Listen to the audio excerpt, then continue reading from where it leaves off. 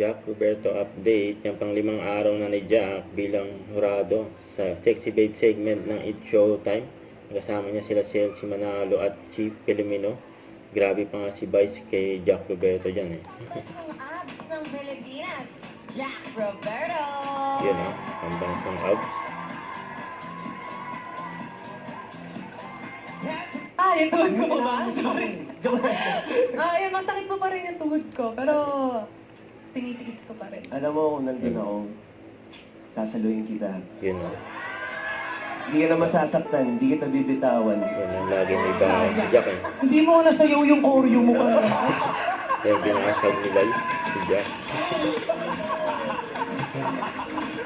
Hirang na sa loob ko yung Jack ngayon eh. Inamin naman ni Jack. Babawiin mo Babawi daw, babawi. Ayusin na natin ito.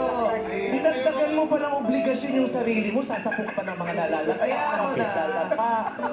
Baka naman. Bawi ako, Vice. Babawi daw. Babawi bukas ba? Sasayaw ka? Wala kami kasi bukas eh. Hindi, sabi ko. Baka may dadagdag ka pa, Papa Jack. Papa Jack. Si Papa Jack. Si Papa Jack yan. Baka may sasabihin ka.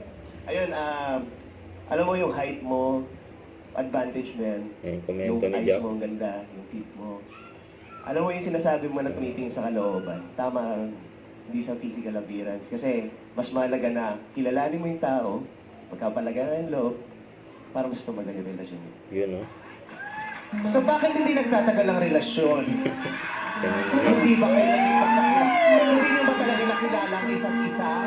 O nagkamali kayo ng pagkakakilala sa dun sa taong inakala mong kilala mo?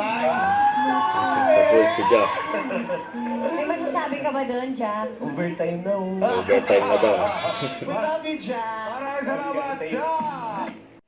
Don't forget to subscribe and click the notification bell for more updates. This is with your reaction vlog. Stay tuned for more updates. See ya.